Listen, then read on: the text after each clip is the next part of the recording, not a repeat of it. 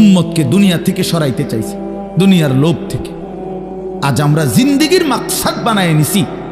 জওয়ান বলেন, বুড়ো বলেন, আমি বলেন, আপনি বলেন, আমাদের জীবন শুধু দুনিয়া, অথচ আখিরাত, হাসরের ময়দান, কিয়ামত, পরকাল আমাদের দরজায় কড়া নাড়তেছে। প্রতিনিয়ত আমাদের সামনে যে মানুষগুলো মৃত্যুবরণ করতেছে, এরা যেন আমাদেরকে হাত নেড়ে নেড়ে করা নাইরা নাইরা যেন বলতেছে, আখিরাতের দিকে যাচ্ছি, তুমিও আইসো। ঠিক না? এই জন্য কবর জিয়ারতের দোয়া আছে সালামের সাথে। ওমর ফারুক ভাই নিরা না, হারে বেটা, বেচারা আমার তে বড় বক্তা, ওরা নিচে বলছে, হায় হায়। তো কবর জিয়ারতের দোয়ার মধ্যে, সালামের মধ্যে এটা অংশ আছে, আনতুম লানা সালাফুন ওয়া নাহনু লাকুম তাবাউন। হে কবরবাসী, আপনি তো আমার আগে চলে গেলেন, অচিরেই আমি আপনার পিছনে পিছনে আসতেছি। ওয়া নাহনু লাকুম তাবাউন, আমরা আপনার পিছনে পিছনে আসতেছি। আপনাকে সালাম, আপনাকে সালাম। এইভাবে তো আল্লাহ নবী সাল্লাল্লাহু আলাইহি ওয়াসাল্লাম কোরআনের আয়াতগুলো, সূরাগুলো অধিকাংশই আপনাদেরকে, আমাদেরকে ভাই বুঝাইতে চাইছে আখিরাত, পরকাল। কত ভাবে ইকতারাবা লিন্নাসি হিসাবুহুম ওয়া হুম ফি গাফলাতিন মুরিদুন। আল্লাহ তাআলা বলে, বান্দা, হিসাবের সময় তো কাছায়া গেল, আখিরাত তো চলেই আসলো, কিয়ামত তো চলেই আসলো, আজও তো তুমি গাফিল হয়েই রইলা। 40 বছর হয়ে গেছে, 1 বছর শেষ হইছে, এভাবে বুঝি নাফরমানিতে পড়ে রইলা বান্দা। 365 দিনে কোনদিন ছেলেরা, তোমরা যারা ফজরের নামাজ পড়ো না, তুমি বলো না বাপ, এত শক্ত, এত পাষাণ কেমনে হইলা? 1টা বছর কোনদিন ফজরের নামাজ পড়ো নাই, এত বড় নিকৃষ্ট জানোয়ার মুসলমানের বাচ্চা কেমনে হয় বলেন? এত বড় জানোয়ার একটা মানুষের বাচ্চা কেমনে হয়? এটা কি পরিমাণ হাইওয়ান, এটা কত বড় হাইওয়ান, এটা কত বড় জন্তু, কত বড় পশু। 1 বছর 365 দিনে এই হাইওয়ান কোনদিন ফজরের নামাজ পড়ে না।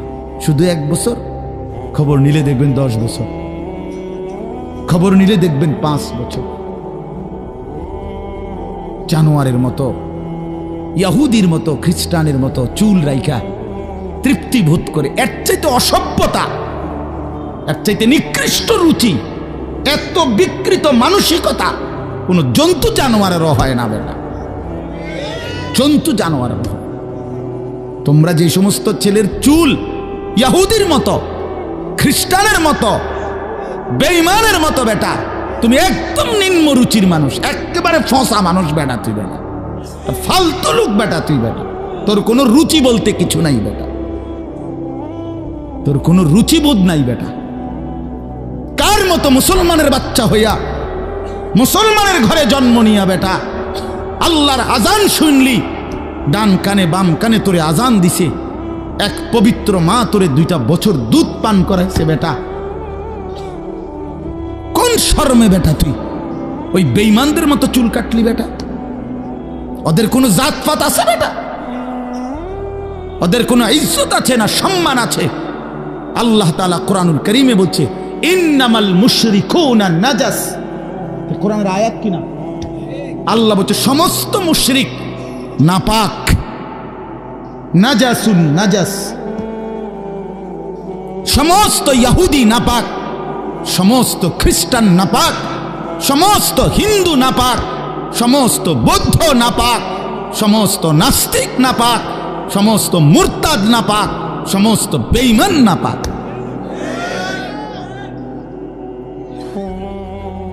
কার মতো বেটা চুল রাখলি বেটা? কারে যাইকা বেটা পেশাব করে পানি লস না বেটা? কোন অসভ্য থেকে শিখলি বেটা? এটা কার থেকে শিখলি? জীবনে 2-4 অক্ষর পড়ালেখাও করো নাই?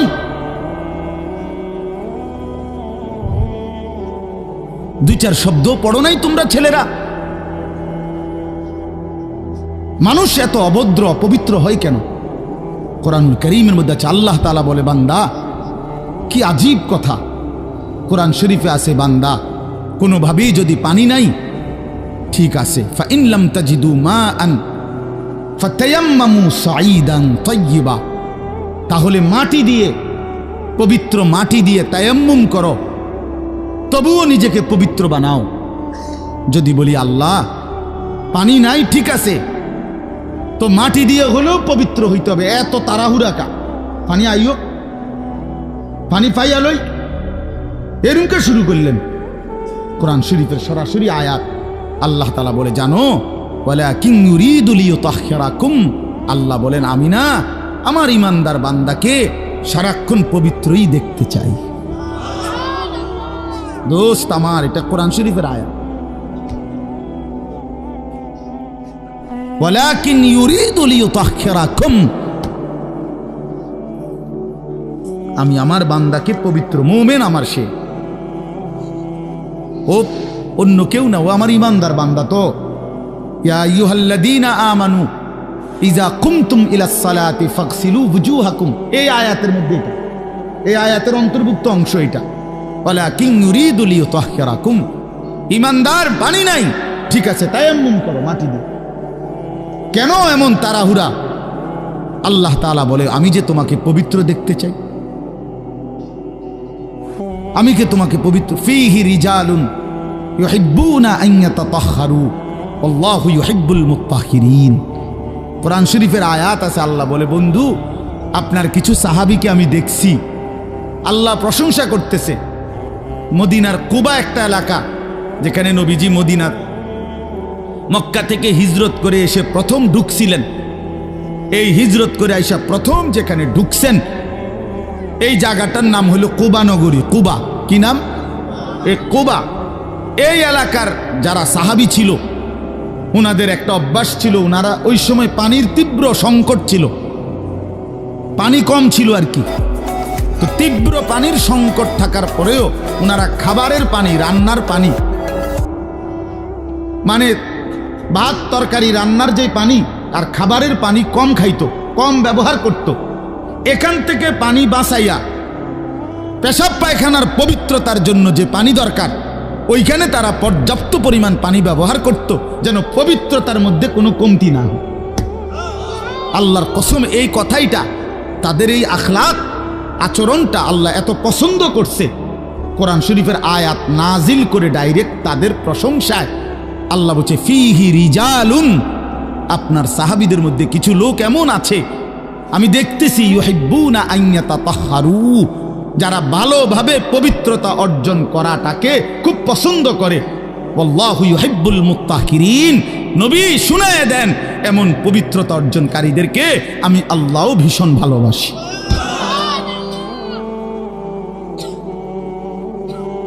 তোরে আল্লাহ ঘৃণা করে। যুবক, তোদের যাদের প্যান্টে পেশাব, তোরা যারা টয়লেট পেপার ব্যবহার করো না, তুই নিকৃষ্ট রুচির মানুষ বেটা, ফালতু বেটা, ফালতু বেটা। চুল কেবল চুলের পিছনের দিকে ফিরাস বেটা, হাইতে মানে এটা কেমন লাগে?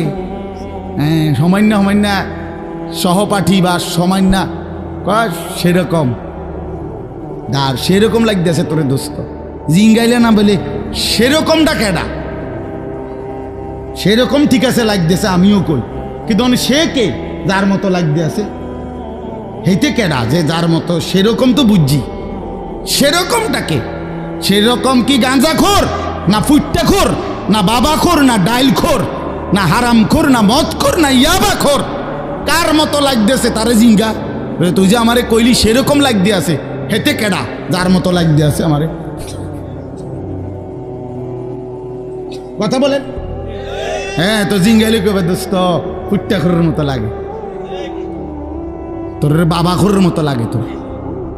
কারণ কোন ভদ্র মানুষ, ইমানদার, নামাজি, কোন চরিত্রবান পবিত্র মানুষ নাপাক থাকতে পারে না। তাহলে তো এটা বুঝাই যায় তোরে কার মতো লাগে বেটা।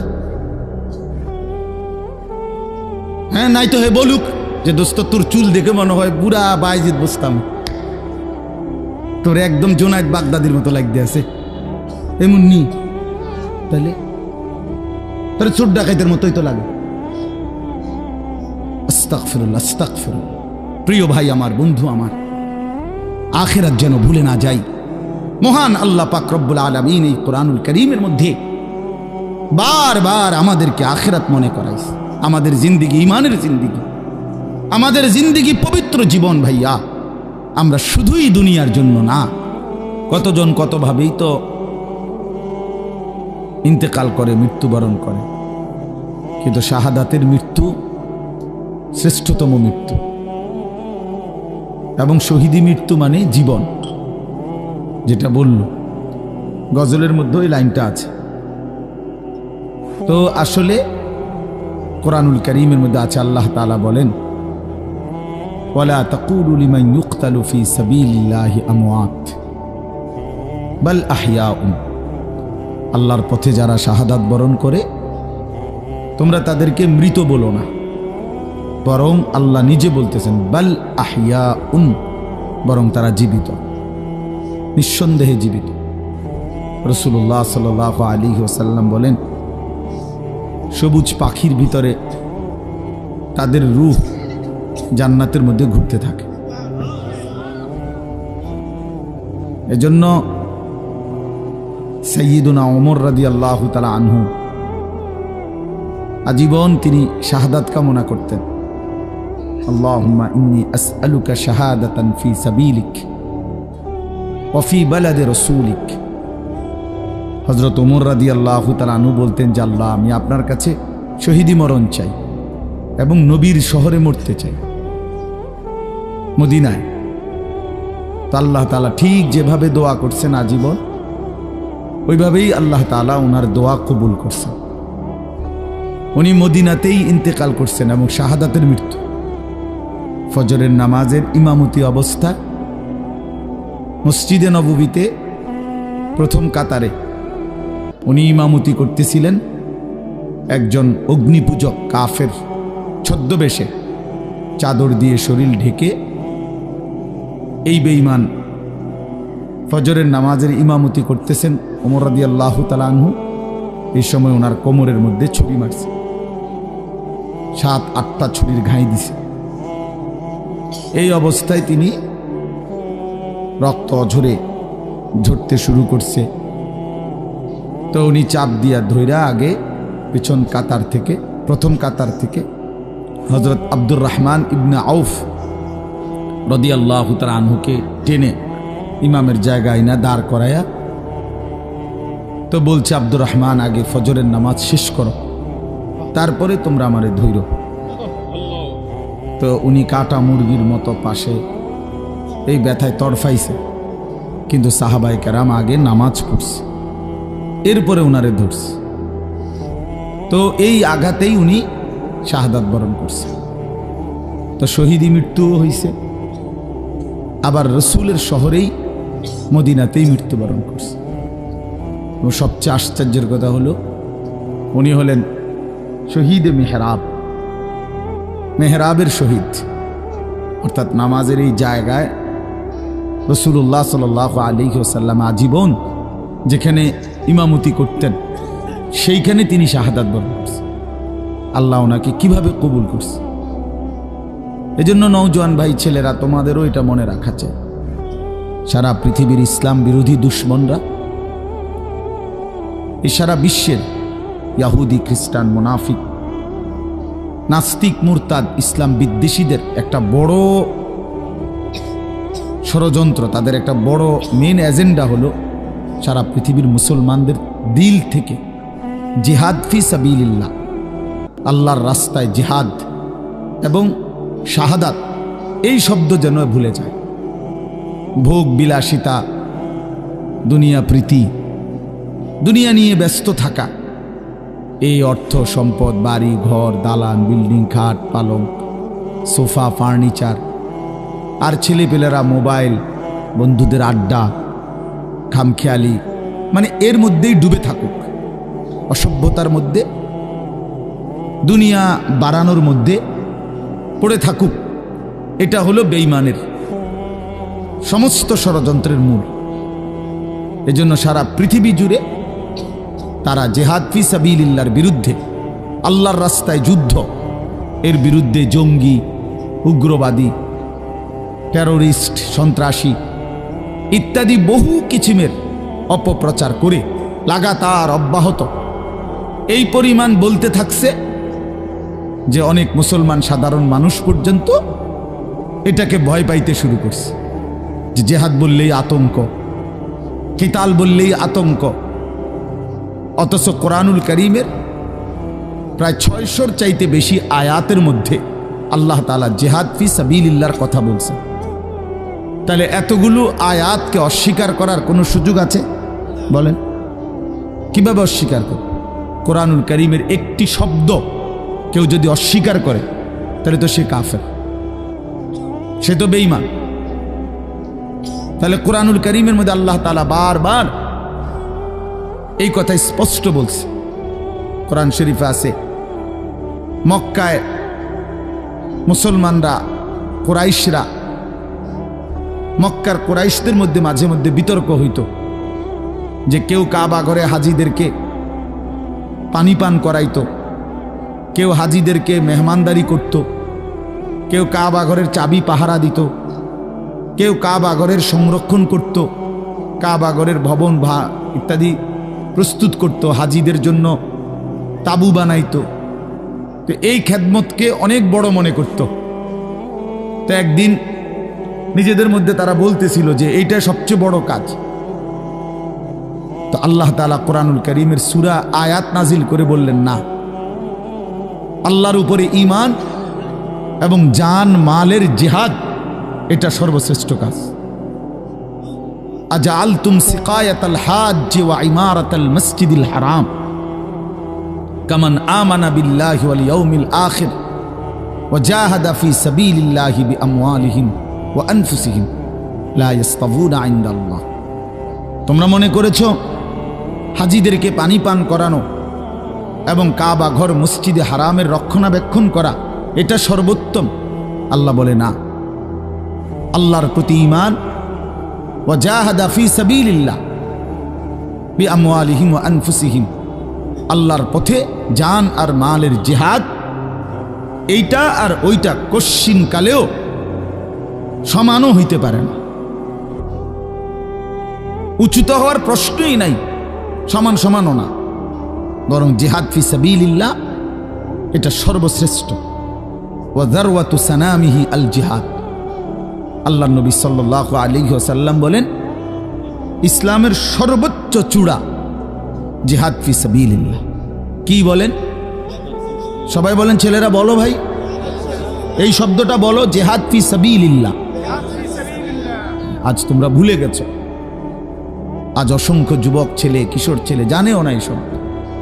16, 17, 18 বছরের ছেলেরা রাসূলুল্লাহ সাল্লাল্লাহু আলাইহি ওয়াসাল্লামের জামানায় পুরা দমে যুদ্ধ করছে, পুরা দমে। 17, 18 বছরের অসংখ্য সাহাবী, 20 বছরের অসংখ্য সাহাবী যুদ্ধের ময়দানে সেনাপতি ছিলেন। উহুদের যুদ্ধে সর্বপ্রথম আল্লাহর নবী সাল্লাল্লাহু আলাইহি ওয়াসাল্লাম উহুদের যুদ্ধের দিন, ইসলামের ইতিহাসের অত্যন্ত ভয়ানক একটা যুদ্ধের নাম হল উহুদের যুদ্ধ, যেখানে 70 জন সাহাবী শাহাদাত বরণ করছিলেন। এই যুদ্ধে সর্বপ্রথম দুশমনের বিরুদ্ধে, কাফেরদের মোকাবেলায় আল্লাহর নবী সাল্লাল্লাহু আলাইহি ওয়াসাল্লাম প্রথম তীর মারার জন্য দুশমনের দিকে যাকে আদেশ করছেন তার বয়স ছিল মাত্র 18 বছর। হযরত সাদ ইবনে আবি ওয়াক্কাস রাদিয়াল্লাহু তাআলা আনহু, নবীজি উনাকেই প্রথম বলছেন দুশমনের দিকে তীর মারো। ইরমি সাদ, সাদ তুমি তীর ছোড়ো। ফিদাকা আবি ওয়া উম্মি, এ নবী জীবনে একবার শুধু বলছে এই 18 বছরের সাহাবী যুবকের জন্য যে আমি মুহাম্মদের মা বাপ তোমার জন্য কুরবান। আর কোনোদিন নবীজি এ কথা বলে নাই। সাহাবীরা নবীকে বলতো, হে আল্লাহর নবী, আমার মা বাপ আপনি রসুলের জন্য কোরবান হোক, এটা মহব্বতে বলতো। তো নবীজি জীবনে কাউকে বলে নাই এ কথা। এই একমাত্র এই উহুদের যুদ্ধের দিন 18 বছরের ওই ছেলে, এটা হলো এই বই টিফো মোবাইল, এটা জিন্দিগি এই মোবাইল লইয়েই শেষ কর, এই ছাগলামি করতে করতেই জীবন শেষ। 24 ঘন্টার জীবনটা তোমরা ছেলেরা বুঝে নিছো মোবাইল। তোমাগর এই ইবলিস শয়তান এমনভাবে বলে দিছে যে পৃথিবীর সব কিছু থেকে আলাদা হইবি, কিন্তু এটার থেকে আলাদা হবি না। আজকে এইভাবে তোমগরে শয়তান মাথার মধ্যে তোমকে বুঝাই দিস যে জীবনটা বাইধা রাখ মোবাইলের উপর। জীবনের আর কোনো পৃথিবীতে কি হয় না হয় কিচ্ছুর দরকার নেই, তুই শুধু মোবাইলের মধ্যে ডুববা থাক। অপদার্থ এক জিন্দিগি ভাইয়া, এক ফালতু জীবন, ফালতু জীবন, একটা বর্বর জীবন। মোবাইলের আসক্ত যেই ছেলে মেয়ে, এটা একটা বাজে লোক, ফালতু লোক, ফালতু, 100 ফালতু, 100 ফালতু, 100 ফালতু, একেবারেই আকামলা। এটা এক ধরনের অপদার্থ ছাড়া,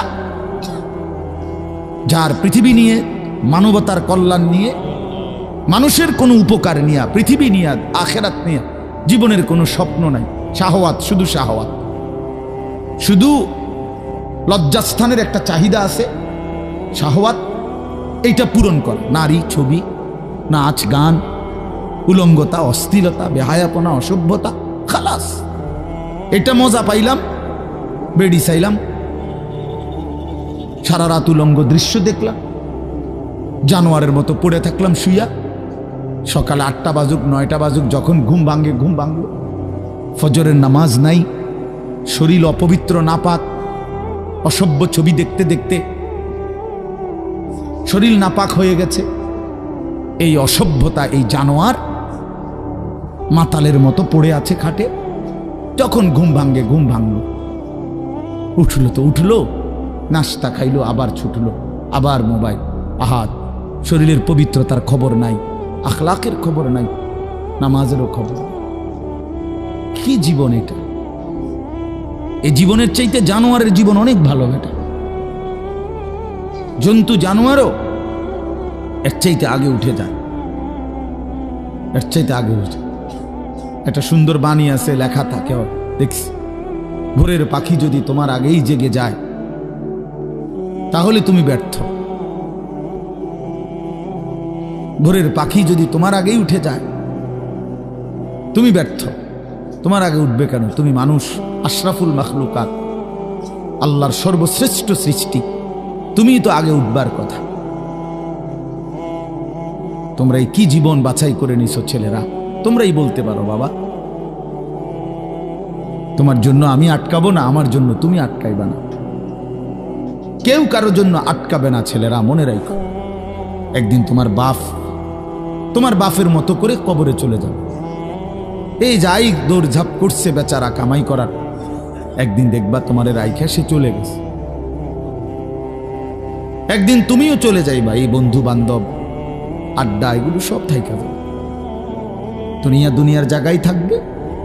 তুমি মরবা যেদিন, আমি মরবো যেদিন, সেদিনও সূর্য উঠবে, চাঁদ উঠবে, পৃথিবীর এই ব্যস্ততা থাকবে, মানুষের দৌড়ঝাঁপ থাকবে, দোকানপাট সব খুলবে, বাজার ব্যবসা চলবে, শুধু আমি নাই। শুধু কি আমি নাই, আর সবই কি স্বার্থপর দুনিয়া। কেউ তোমার জন্য 1 ঘন্টাও থামবে না, কেউ না। কারো হাতে সময় নাই ভাইয়া, কারো হাতে সময় নাই। বহুতই বড় স্বার্থপর এক দুনিয়া এটা। এজন্য বুদ্ধিমান সে, নবীজি বলছে, আল কাইয়িসু মান দানা নাফসাহু ওয়া আমিলা লিমা বাদাল মাউত। বুদ্ধিমান তো সে যে নিজের হিসাব করে, নিজের হিসাব রাখে এবং মৃত্যু পরবর্তীর জন্য আমল করে। রাসূলুল্লাহ সাল্লাল্লাহু আলাইহি সাল্লাম বলছেন, এক সাহাবী জিজ্ঞেস করছে, ইয়া রাসূলুল্লাহ, মান আকিয়াসুন নাস ওয়া আহজামুন নাস? সবচেয়ে বিচক্ষণ, বুদ্ধিমান, বিবেকবান কে? নবীজি সাল্লাল্লাহু আলাইহি ওয়াসাল্লাম বলেন, আকসারুহুম যিকরান লিল মাউত বেশি বেশি যে মৃত্যুকে স্মরণ করে, ওয়া আকসারুহুম ইস্তিআদাদান লিল মাউত, এবং বেশি বেশি যে মৃত্যুর জন্য প্রস্তুতি গ্রহণ করে, সে বুদ্ধিমান, সে বুদ্ধিমান। কুরআনুল কারীমের মধ্যে আল্লাহ তাআলা বলেন, ওয়া ইন্নাদ দারাল আখিরাতা লাহিয়াল হায়াওয়ান। ছেলেরা মোবাইল যে কয়জন হাতে আছে নামায় ফেলো, হাতের থেকে মোবাইলটা নামায়া শোনো ভাই, আমার দিকে তাকাইয়া শোনো, ভালো হবে ভাই। তো আল্লাহ তাআলা বলেন নিশ্চয়ই আখিরাতের ঘর জান্নাত সেটাই কেবল জীবন, লাহিয়াল হায়াওয়ান, ওইটাই লাইফ, ওইটাই জীবন, এটাই স্টেশন, এটা প্ল্যাটফর্ম। এই জন্য ট্রেন স্টেশনে যত অত্যাধুনিক এসি থাকুক, বাসের প্ল্যাটফর্মে যত অত্যাধুনিক রুমে হোক, লোকটা কেবল ছটফট করে, একটু পরপর ঘড়ি দেখে, টিকিট দেখে, বাইরে উকি দেয়, বাস আইয়ে না। আরে ভাই এরম করেন কেন, এসি চলতেছে, বসে না থাকবে। আর ধর্মে আপনার কথা বইয়ে থাকতে পারছি না, ঠিকই না বলে, অথচ কোনো সমস্যা নাই, এতটা অত্যাধুনিক রুম এখানে, তারা নাস্তা টাস্তা দিয়েছে, কিন্তু হের কেবল গরিসা, সে কেবল টিকিট চায়, সে কেবল জিগা কি ভাই আইলুনি, ট্রেন আসছে না, কারণ এটা যে প্ল্যাটফর্ম, সে এখানে বসতে আসে নাই। রব্বুল আলামিন বলে, বান্দা বিশ্বাস করো, এটা প্ল্যাটফর্ম। মালি ওয়ালিদ দুনিয়া, রাসূলুল্লাহ সাল্লাল্লাহু আলাইহি ওয়াসাল্লাম, হাই উম্মত, দুনিয়ার সাথে আমার কিসের সম্পর্ক, কি সম্পর্ক? ইন্নামা মাসালি ওয়া মাসালুদ দুনিয়া কারাকিবিন ইস্তাযাল্লা তাহতা শাজারাতিন সুম্মা রাহা ওয়া তারাকাহা। হাদিস, নবীজি বলছে আমার উদাহরণ দুনিয়ার সাথে কেমন শোনো, এমন এক পথিক লম্বা পথে বহু দূর কোথাও যাবে, রওনা দিছে, প্রচন্ড রৌদ্র, ভীষণ রৌদ্রে পথিক এতটাই ঘামে ভিজে গেছে যে এই জন্য সে একটা গাছের নিচে একটু বাতাসের জন্য একটু বসছে, শরীরটা যাতে একটু ঠান্ডা হয়, গরম লাগতেছে। তো কিছুক্ষণ পরে শরীরটা যখন একটু ঠান্ডা লাগছে, একটু বিশ্রাম করছে, তা আবার সেই পথিক তার মূল গন্তব্যের দিকে রওনা দিয়ে চলে গেছে। তারা কাহা, গাছটাকে গাছের জায়গাতেই রেখে গেছে। নবীজি বলেন ঠিক এমন আমি তো আখিরাতের প্রতীক, আমি তো জান্নাতের যাত্রী, আমি তো আখিরাতের মুসাফির, আমি তো যাচ্ছি সেখানে। যাওয়ার পথে মাঝখানে 60 বছর, 63 বছর, 40 বছর, 50 বছরের একেবারে সামান্য একটু সময় ওই গাছের নিচে দুনিয়ায় একটু বিশ্রাম করলাম, একটু বসলাম, আবার একটি নির্দিষ্ট সময় পরে আমি আমার আপন গন্তব্য আখিরাতের দিকেই রওনা দিলাম। দুনিয়া দুনিয়ার জায়গায় রয়ে গেল, দুনিয়া দুনিয়ার জায়গাতেই রয়ে গেল, দুনিয়া পড়েই রইল। কি ভাই বুঝতেছেন এই কথাটা? রাসূলুল্লাহ সাল্লাল্লাহু আলাইহি ওয়াসাল্লাম বলেন, ইয়াকুলু ইবনু আদম মালি ওয়া মালি। কি আজীব হাদিস শুনেন। নবীজি বলেন, হায় বনি আদম সারাক্ষণ কেবল বলে আমার মাল, আমার মাল। দেখছেন গাড়িটা আমার, এই বাড়িটা আমার, এই 10 শতক জমি আমার, এই সোফাগুলো আমার, এই খাট আমার। আল্লাহ নবী সাল্লাল্লাহু আলাইহি সাল্লাম বলেন, হাল্লাকা ইবনা আদম মিন মালিক, কোথায় তোমার মাল? এই বনি আদম মাল তোমার বলতে কে বললো এগুলো তোমার? এগুলো যদি তোমারই হয় তো তুমি যেহেতু চিরস্থায়ীভাবে দুনিয়া থেকে কবরের দিকে চলে যাচ্ছ, এগুলো সাথে নিচ্ছ না কেন? তোমার জিনিস কার জন্য রেখে যাচ্ছ? এই বেটা, ওয়াহাল্লাকা ইবনা আদম মিন মালিক, কিরে বনি আদম তোর মাল কই? তোর যদি হয় নিচ্ছ না কেন এগুলো? ও মাই মোবাইল আমার, তো আমি এটা নিয়ে যাবো না সাথে এখন, না কেন থুয়ে যাবো? কথা বলেন না কেন? তো তুমি তো দুনিয়া থেকে চলে যাচ্ছ, তো নিচ্ছ না কেন এগুলো? তোমার 10 শতক জায়গা নিবা না? সোফা এগুলো কই রাইখা যাচ্ছ? এগুলো নিয়ে যাও, বিল্ডিং নিয়ে যাও। তাইলে দেখে বুঝেই নাও বান্দা, উম্মত তোমার হলো কোত্থেকে? তোমার কেবল 3টা মাল, 3টা জিনিস তোমার। নবীজি নিজে বলছে, ইল্লা মা আকালতা ফা আফনাইতা, যা সরাসরি তুমি খাইয়া শেষ করছো, খাইছিলা, এটা তোমার।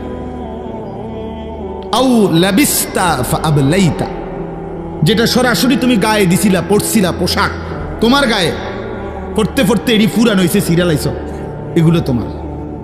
আও তাসাদ্দাকতা ফাআমদাইতা, আর যা আল্লাহর রাস্তায় খরচ করেছ, দান, সাদাকা, যাকাত, ফিতরা, হ্যাঁ, হজ উমরার জন্য, গরিব দুঃখী, মসজিদ, মাদ্রাসা, এতিম, গরিব, অসহায় ইত্যাদি ইত্যাদি, যেগুলো তুমি কি করছিলা, সাদকা খরচ করছো আল্লাহর পথে, ফাআমদাইতা, সেটা তুমি আখিরাতে পাঠাইছো, সেটা পৌঁছে। এই তিনটা তুমি। ওয়ামা সিওয়া যালিকা, আর এই ছাড়া বাকি সব ফাযাহিবুন, তোমার থেকে সরে যাবে, চলে যাবে। ওয়া তারিকুহু লিন্নাস, মানুষের জন্যই রেখে যাবে। কি অসাধারণ হাদিস, কি চমৎকার ভাবে নবীজি ব্যাখ্যা করে বুঝাইছেন। ইয়াতবাউল মাইয়িতা সালাসাতুন ফায়ারজিউ ইসনান ওয়া ইয়াবকা ওয়াহিদুন। নবীজি বলেন মানুষের কবরস্থানে তিন জিনিস তার সাথে যায়, দুইটা ফিরে আসে, একটা থেকে যায়। একটা থেকে যায়, যাওয়ার সময় যায় তিনটা। এক নম্বর মালুহু ওয়া আহলুহু ওয়া আমালুহু, তার কিছু মাল, ওই যে লাশের খাটিয়া, আগরবাতি, এই জাতীয় সামান্য কিছু মাল, তার এগুলো তার সাথে যায়। তার পরিবারের এলাকার কিছু সদস্য সাথে যায়, আর তার সারা জিন্দিগির আমল সাথে যায়। তো ফায়ারজিউ আহলুহু ওয়া মালুহু, অতঃপর তার মাল আর তার বংশধর ফিরে চলে আসে। ওয়া ইয়াবকা আমালুহু, কবরে শুধুই তার আমলটুকু থেকে যায়। কি সুন্দর হাদিস, চিন্তা করে দেখেন। রাসূলুল্লাহ সাল্লাল্লাহু আলাইহি সাল্লাম বলেন, নবীজি বলেন, লাউ আন্না লি ইবনি আদামা ওয়াদিয়াম মিন যাহাবিন। উম্মত শুনো, বনি আদম কত লুভী, শোনো, মানুষ কত লুভী হয়, দুনিয়া লুভী কি পরিমাণ লুভী হয়, যার কলজার ভিতরে একবার আখিরাত ভুলে গেছে। বিশ্বাস করেন ভাইয়া, ছেলেরা তোমরাও বোঝো ভাইয়া, দুনিয়া যার কলজার ঢুকছে, নারীর লোভ, সম্পদের লোভ, অর্থের লোভ, নেতাগিরির লোভ, তো আল্লাহ রাসূল সাল্লাল্লাহু আলাইহি সাল্লাম বলেন, এই দুনিয়া লুভিকে, বনি আদমকে যদি একটা পাহাড় পরিমাণ স্বর্ণ দেওয়া হয়, লা আহাব্বা আন ইয়াকুনা লাহু ওয়াদিয়ান, সে মনে মনে চাইবে যদি তাকে দুইটা পাহাড় স্বর্ণ দেওয়া হইতো। একটা পাহাড় মানে কি 200 কেজি মাটি, হ্যাঁ, কথা বুঝছেন? একটা পাহাড়ের মধ্যে 200 কেজি মাটি, তো টনে টনে মাটি, টনে টনে, মিলিয়নে মিলিয়নে মাটি। মদিনার উহুদ পাহাড় 8.5 কিলোমিটার লম্বা, এত বড় পাহাড়, এত দূরত্ব, এত উঁচা, যে মসজিদে নববীর এখান থেকে, বারান্দা থেকে, সেহান থেকে দাঁড়াইলেই কি দেখা যায়? উহুদ পাহাড় দেখা যায়, প্রায় 4 কিলো 4.5 কিলো দূরে, কিন্তু এখান থেকে স্পষ্ট পাহাড় দেখা যায়, এতটা উঁচা।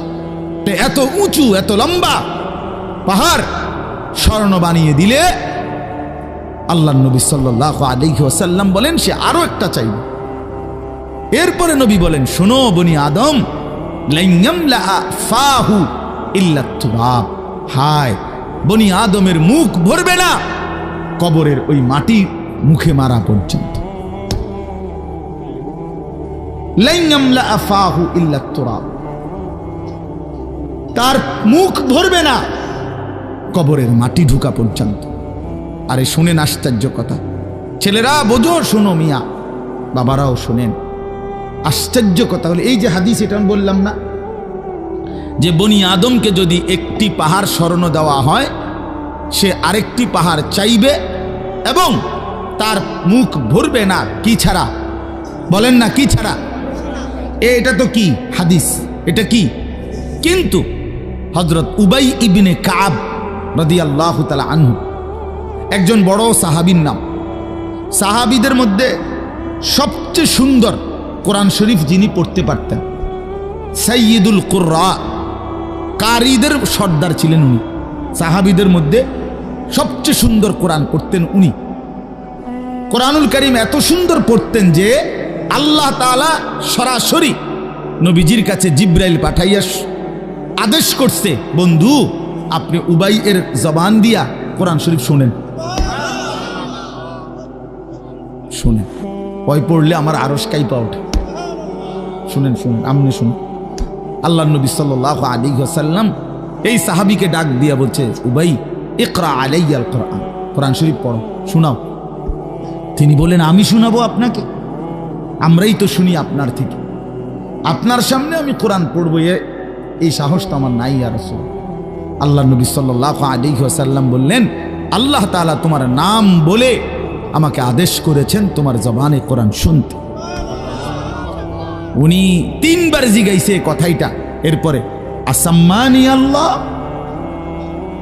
ইয়া রাসূলুল্লাহ, আল্লাহ আমার নাম নিছে? বলে তোমার নাম? আমার নাম? হ্যাঁ তোমার নাম। আমার নাম? বলছে হ্যাঁ তোমার নাম।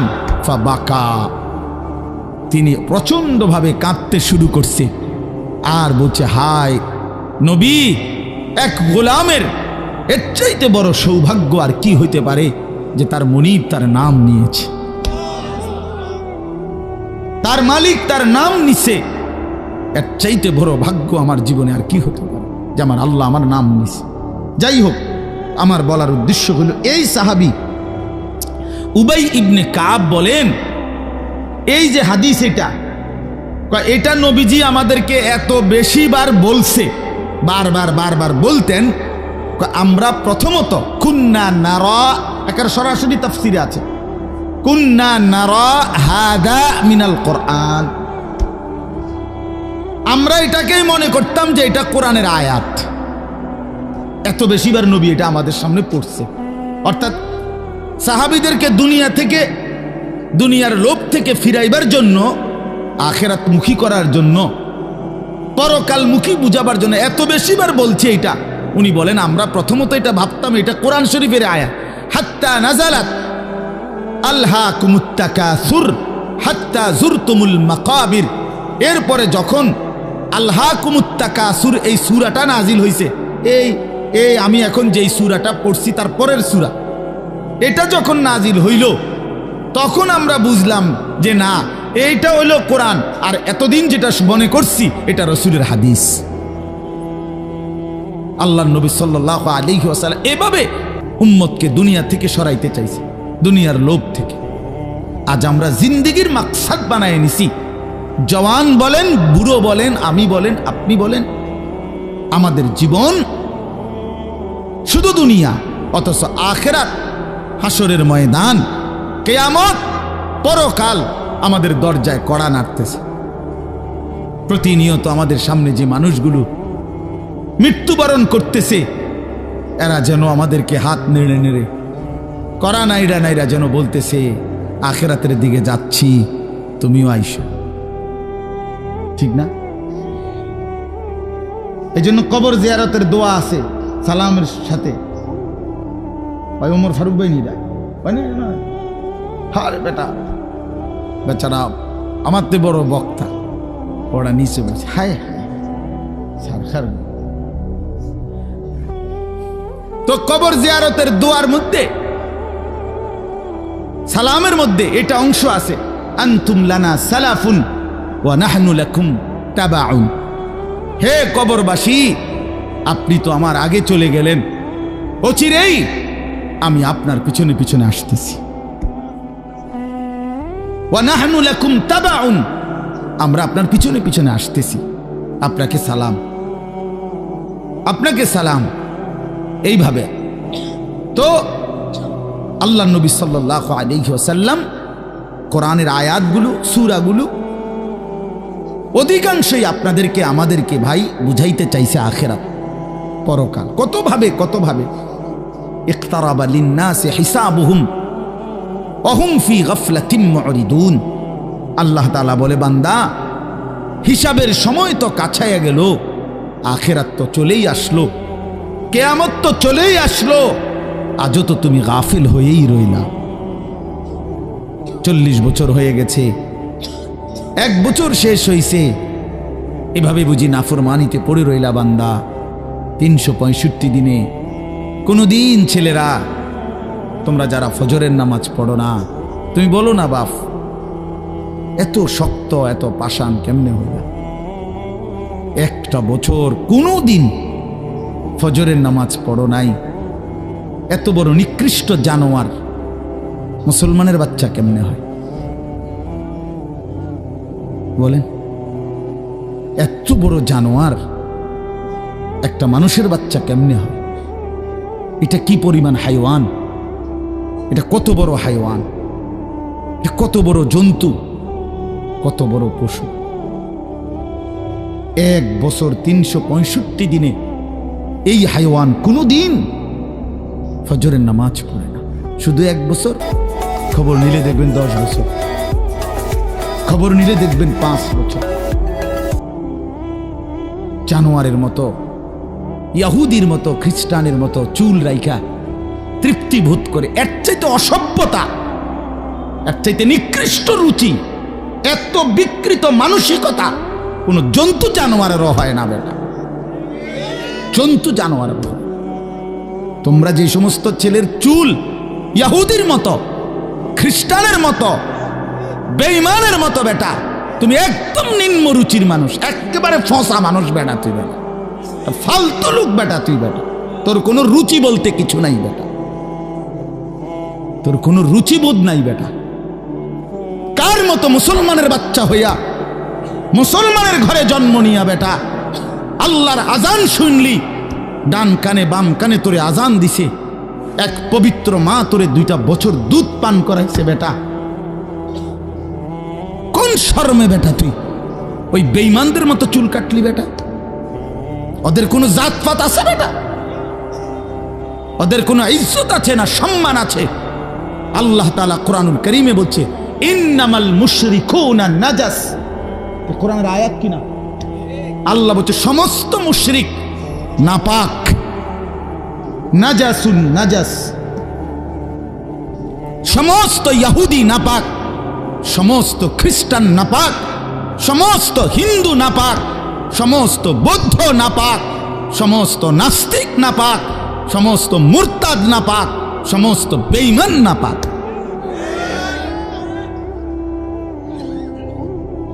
কার মতো বেটা চুল রাখলি বেটা? কারে দেখা বেটা পেশাব করে পানি লস না বেটা? কোন সভ্য থেকে শিখলি বেটা? এটা কার থেকে শিখলি? জীবনে 2-4 অক্ষর পড়ালেখাও করো নাই?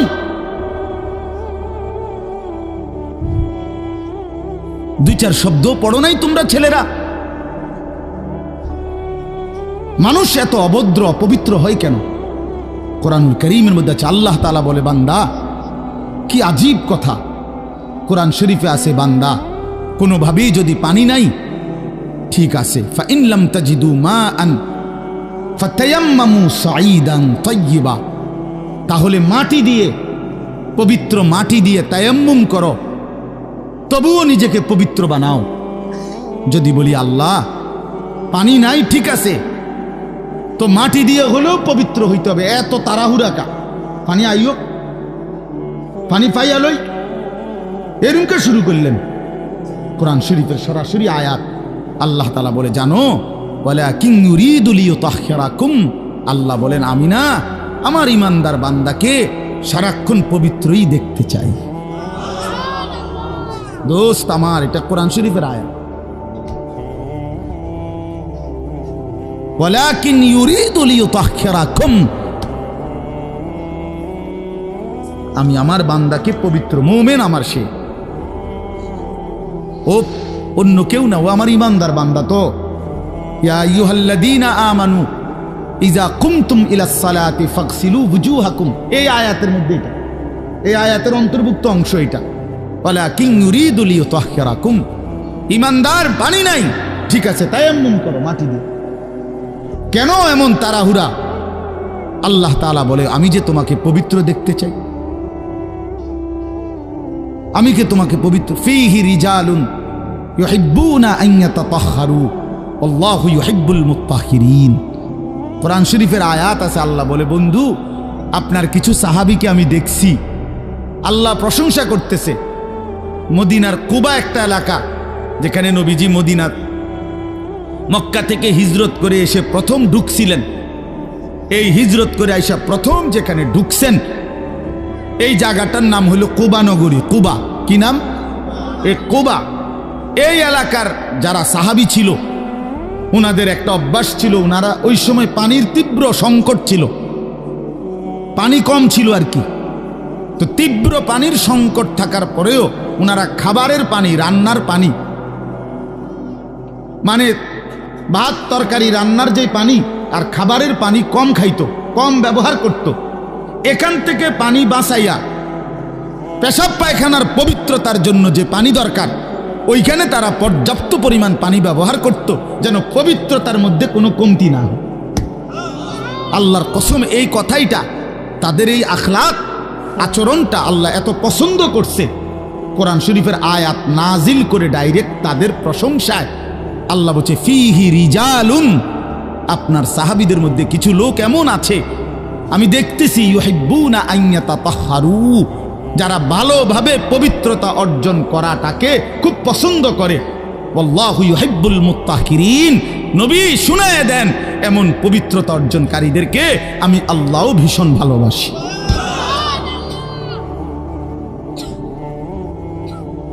তোরে আল্লাহ ঘৃণা করে। যুবক, তোদের যাদের প্যান্টে পেশাব, তোরা যারা টয়লেট পেপার ব্যবহার করো না, তুই নিকৃষ্ট রুচির মানুষ বেটা, ফালতু বেটা, ফালতু বেটা। চুল কেবল চুলের পিছনের দিকে ফিরাস বেটা, হাইতে মানে এটা কেমন লাগে? হ্যাঁ, সামান্য সামান্য সহপাঠী বা সামান্য সেরকম দার সেরকম লাগতেছে তোরে দোস্ত, জিঙ্গাইলে না বলে সেরকমটা কেডা? সেরকম ঠিক আছে লাগতেছে, আমিও কই, কিন্তু সে কে যার মতো লাগতে আছে? হেইতে কেডা যে যার মতো? সেরকম তো বুঝছি, সেরকমটাকে। সেরকম কি গাঁজাখোর, না ফুট্টাখোর, না বাবাখোর, না ডাইলখোর, না হারামখোর, না মদখোর, না ইয়াবাখোর? কার মতো লাগতেছে তারে জিঙ্গা? তুই যে আমারে কইলি সেরকম লাগতে আছে, হেতে কেডা যার মতো লাগতে আছে আমারে? কথা বলেন। হ্যাঁ, তো জিঙ্গাইলে কবে দোস্ত ফুট্টাখোরের মতো লাগে, তোর বাবাখোরের মতো লাগে তোর। কারণ কোন ভদ্র মানুষ, ইমানদার, নামাজি, কোন চরিত্রবান পবিত্র মানুষ নাপাক থাকতে পারে না। তো তাহলে তো এটা বুঝাই যায় তোরে কার মতো লাগে বেটা। হ্যাঁ, নাই তো হে বলুক যে দোস্ত তোর চুল দেখে মনে হয় বুড়া বাইজিদ বসতাম, তোর একদম জোনায়েদ বাগদাদির মতো লাগতে আছে, এমন নি? তাহলে তোর চোর ডাকাইতের মতোই তো লাগে। আস্তাগফিরুল্লাহ, আস্তাগফিরুল্লাহ। প্রিয় ভাই আমার, বন্ধু আমার, আখিরাত যেন ভুলে না যাই। মহান আল্লাহ পাক রব্বুল আলামিন এই কোরআনুল কারীমের মধ্যে বারবার আমাদেরকে আখিরাত মনে করাইছে। আমাদের জিন্দেগি ঈমানের জিন্দেগি, আমাদের জিন্দেগি পবিত্র জীবন ভাইয়া। আমরা শুধুই দুনিয়ার জন্য না, শুধু দুনিয়ার জন্য, দুনিয়ার জন্য আল্লাহ তাআলা কোরআন শরীফ আছে ওয়াদারনি ওয়াল মুকাদ্দিবিনা উলিন নি'মাতি ওয়া মাহিলহুম কালিলা। আল্লাহ বলছে, হে আমার বান্দারা, নাফরমান পাপীদেরকে অল্প সময়ের জন্য দুনিয়া ভোগ করতে দাও, ওদেরকে দুনিয়া খাওয়াইয়া পড়াইয়া এরপরে আমি নিয়ে আসবো, আমি এজন্যই বানাইছি। কিন্তু তোমরা মুমিন, তোমরা ইমানদার, তোমাদেরকে আমি আল্লাহ তাআলা জান্নাতের জন্য বানাইছি, জান্নাতের জন্য। উইদ্দাত লিল মুত্তাকিন, মুমিনদের জন্যই জান্নাত, মুত্তাকিদের জন্যই জান্নাত। একটা বেঈমানও জাহান্নাম থেকে মুক্তি পাবে না। কোনো কাফের, কোনো বেঈমান, কোনো হিন্দু, কোনো বৌদ্ধ, কোনো ইহুদি, কোনো খ্রিস্টান, কোনো নাস্তিক, মুরতাদ পরকালে, পরকালে এক ঢোক, এক জাররা, এক লোকবা, এক ঢোক পানি মিলবে না, সুখ মিলবে না। ঈমানবিহীন সমস্ত ভালো কাজ আখিরাতের বিচারে পরিত্যক্ত, মরদুদ, বাতিল। ঈমান শর্ত। মৃত্যু পরবর্তী যেই কোনো বিনিময়ের জন্য, উত্তম বিনিময় পেতে হলে কি লাগবে? ঈমান জরুরি, ঈমান জরুরি। ঈমান হারা সর্বহারা, আল্লাহারা সর্বহারা, সর্বহারা। তো এই জন্য আল্লাহ তাআলা আমাদেরকে বানাইছেনই আখিরাতের জন্য, আখিরাতে নিজের জন্য। খালাকতুল আশিয়া আলি আজালিক ও খালাকতুকা লি। আল্লাহ বলছে, বান্দা গোটা দুনিয়া আমি তোমার জন্য বানাইছি, তোমারে শুধু আমার জন্য বানাইছি। সারে দুনিয়া তেরে লিয়ে, তু সিরফ মেরে লিয়ে। বাহ, এই কথা ভাবলেই তো অবাক লাগে। আমার তো খুব ভালো লাগে যে কয় কি মালিক। हाँ, सारे दुनिया तेरे लिए, तू सिर्फ मेरे लिए। গোটা দুনিয়া বান্দা তোর জন্য, যা বান্দা সবটা দুনিয়া তোরে দিলাম, তোকে শুধু আমার জন্য রাখলাম। তু সিরফ মেরে লিয়ে, তুমি আমার জন্য, তুমি আমার হয়ে থাকবা, আমার সেজদা করবা, আমার নামাজ, আমার হুকুম পালন করবা। তো দুনিয়া ও ইজ্জতের সাথে আমি আল্লাহ চালাবো, আখিরাতেও তোমারে আমি আল্লাহ সর্বোচ্চ সম্মানজনক রিজিক, সর্বোত্তম জান্নাত আমি নিজে দিয়ে দেব। ফালানুহিয়ান্নাহু হায়াতান তাইয়্যিবাহ ওয়া লানাজজিয়ান্নাহুম আজরাহুম বিআহসানি মা কানু ইয়ামালুন। রব্বুল আলামিন বলেন, দুনিয়াতেও আরামের জীবন দেব, আখিরাতেও সর্বোত্তম বিনিময় দেব।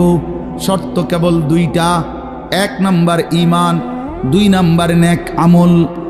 মান আমিলা সালিহাম মিন যাকারিন আও উনসা ওয়া হুয়া মুমিন। আল্লাহ বলেন, পুরুষ কিংবা নারী যদি ঈমান অবস্থায় সবগুলো নেক আমল করতে পারো, আমি আল্লাহ ওয়াদা দিলাম বান্দা, দুনিয়াতেই তোমাকে আরামের জীবন দেব, আখিরাতেও সর্বোত্তম বিনিময় দেব। সুবহানাল্লাহ। চলেন, আমার কথা শেষ। আমার বাপ, আমি এবার তর্জমা শুনাই, তাইলেই কথা শেষ। হাফেজ আমিন ভাই অনেক মহব্বত করছে, এই মাদ্রাসার মাহফিলে আসার সুযোগ হয়েছে, এতটুকুই। আরও ওলামায়ে কেরাম, আমাদের আল্লামা মুফতি আমজাদ হুসাইন সাহেব হজরত অনেক অসুস্থ, উনি আজকে অনেক দিন ধরে ডেঙ্গুতে আক্রান্ত। আজকেও আসরের পরে কথা বলছি, খুব আস্তে আস্তে কথা বলে, খুব ক্লান্ত, দুর্বল। তারপরও আমারে বলছে যে আমিন ভাইয়ের মাহফিল আমি একটু লেগে হইলো আসমু। আমাদের আজকে যে একজন মাওলানা শেষ বয়ান করবে, আপনার অসাধারণ। আপনাদের ছেলেদেরকে, তোমাদেরকে বলি, বাপ আমার অনুরোধ রইল, আমার এই কথাটা রাইখো, তোমরা ওর বয়ান শুনো। আমি নিজেও ওর বয়ান শুনি, আমি নিজেও এর বক্ত। অসাধারণ বয়ান করে সে, হজরত মাওলানা মুফতি ইউসুফ বিন ইকবাল, তার বয়ান চমৎকার। একেবারে আল্লামা মুফতি আরিফ বিন হাবিব যেমন সব কথা হাদিস থেকে বলে, এই নওজোয়ান মাওলানাও ঠিক এরকম অনর্গল রাসূলুল্লাহ সাল্লাল্লাহু আলাইহি সাল্লামের হাদিস বলতে থাকে। হ্যাঁ, এজন্য সবাই ইনশাআল্লাহ এই মাওলানার বয়ান শুনবার চেষ্টা করবেন। তো তরজমাটা শুনেন। আল্লাহ তাআলা মূল বক্তব্য এটাই যে আল্লাহ আমাদেরকে আখিরাত মনে করাইতে চাইছে। কি? কোরআনুল কারীমের 30 নম্বর পারা 101 নম্বর সূরা আল কারিআহ, এই সূরার আল্লাহ বলেন, আল কারিআতু মাল কারিআ। আল কারিআ অর্থ হলো যেটা দরজায় আঘাত করে, খটখট খটখট আওয়াজ করে, এই খটখটকারী। আল্লাহ বলেন মাল কারিআ, বলো তো খটখটকারী বলতে কি? ওমা আদরাকা মাল কারিআ। আবারও বলছি, নবী আপনাকে জানতে চাচ্ছে, জানেন এই আঘাতকারী খটখটকারী কি? আল্লাহ বলেন সেটা হলো আখিরাত, কিয়ামত, যেটা আপনার কাছে প্রতিদিন আমাদের কাছে খটখট করে আমাদের দরজায় যেন ঘন্টা বাজাইয়া বলে যাচ্ছে যে কিয়ামত তো চলেই আসলো। আখিরাতের প্রস্তুতি কি হলো বলো? ওই মানুষ তো মরে গেল দেখলা, তুমিও তো মরে যাবা, তোমার প্রস্তুতি কি বলো? এক লোকের জানাজা যাচ্ছিল, লাশ, তো এক বুজুর্গ আল্লাহওয়ালা ওই সামনে দাঁড়ানো, তো ওনার পাশের এক লোক বলতেছে, কার জানি কবর, কার জানি মৌত হইল, আরে কার জানি কার জানি। তখন তিনি বললেন, হয় তোমার মরণ হইল, নয়তো আমার মরণ হইল। মানে এইটা ভাবো যে হয় তোমার মরণ হইছে, নইলে কার মরণ হইছে? আমার মরণ হইছে। আর ভাবো সে তো মৃত্যুবরণ করছে, তিনটা অবস্থা তার শেষ। একটা হইল আজরাইলকে দেখা, এটা তার শেষ। এরপরে জান কবজের যন্ত্রণা, এটা তার শেষ। আর জান কবজের পরে তার মৃত্যুটা বিভৎস। অনেকের মৃত্যু হইতে পারত, তার শরীর ছিঁড়া ফেলছে, তার শরীর নিশ্চিহ্ন হয়ে গেছে, এরকম আপনার মৃত্যু হইতে পারত। কিন্তু তার তো স্বাভাবিক মৃত্যু হইল যে তার লাশটা অক্ষত আছে, দেখা যায়। তুমি এবার ভাবো যে তোমার সামনে তিনটা রয়ে গেছে, যে আজরাইল তোমার সামনে কেমন দাঁড়াবে, তুমি চিন্তা করো। তোমার জান কবজের কষ্ট কেমন হবে, তুমি ভাবো। তোমার মৃত্যু কি স্বাভাবিক হবে নাকি অ্যাক্সিডেন্ট আর অস্বাভাবিক কোনো মৃত্যু হবে, সেটা নিয়ে ভাবো। তাইলে প্রতিটা মৃত্যু আমাদেরকে ঘন্টা বাজায়, প্রতিটা রাত আমাদেরকে ঘন্টা বাজায়, প্রতিটা দিন আমাদেরকে ঘন্টা বাজায় যে বান্দা সময় তো চলে গেল, আখিরাতের কি হলো, কবরের কি হলো, পরকালের কি হলো। ইয়াউমা ইয়াকুনুন নাসু কাল ফারাশিল মাবসুত ওয়া তাকুনুল জিবালু কাল ইহনিল মানফুশ। আল্লাহ বলে একদিন সত্যি সত্যি কিয়ামত হবে, ইসরাফিল ফু দিবে। সেদিন কি হবে? সেদিন সমস্ত মানুষগুলো হয়ে যাবে বিক্ষিপ্ত পতঙ্গের মতো।